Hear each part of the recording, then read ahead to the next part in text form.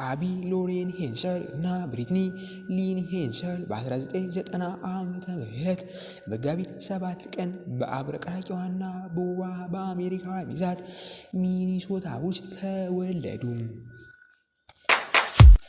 ሆኖም ሲወለዱ ዲሲፊሊክ የተባለ የጤና እክል ስለገጠማቸው ያልተጠበቀ ነገር ተፈጠረ። ይህም ሁለት ራሶችና አንድ አካል የሚጋሩ ሆነው እንዲወለዱ የግድ አላቸው።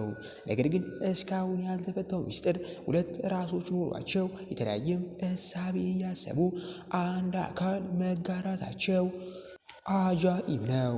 ይህ በእንዲህ እንዳለ ለትምህርት ካላቸው ጽኑ ፍቅር የተነሳ ሜር ሉተራን ሃይስኩል ተምረው ካጠናቀቁ በኋላ ቤቴል ዩኒቨርሲቲ በአርት ዲፓርትመንት በጽናት በዲግሪ ምሩቅ ሆኑ። አቢ ኤንድ ብሪትኒ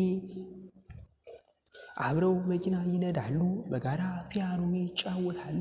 የሚገርመው ደግሞ ራሳቸውን እንደተለያየ ሰው መቁጠራቸው ነው። አቢ ኤንድ ብሪትኒ ለመጀመሪያ ጊዜ ራሳቸውን ለሕዝብ ይፋ ያደረጉት በ1996 ኦፕራን ሾው ላይ ሲሆን 6 ዓመታቸው ላይ እንደነበሩ ይነገራል። ከዚያን ጊዜ ጀምሮ በላይፍ ማጋዚን እና በብዙ የቴሌቪዥን ፕሮግራሞች ላይ ቀርበዋል።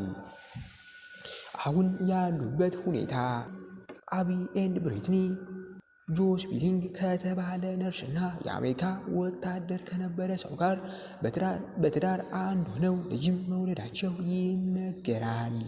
ይህ በእንዲህ እንዳለ በሰኒሳይድ ኤሌመንታሪ ስኩል የ5ኛ ክፍል ተማሪዎችን እያስተማሩ ይገኛል።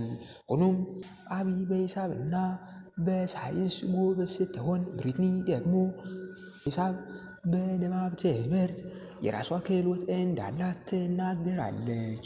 የዛሬው ቪዲዮ ይህንን ይመስላል። ላይክ፣ ሼር፣ ሰብስክራይብ ማድረግ አይርሱ።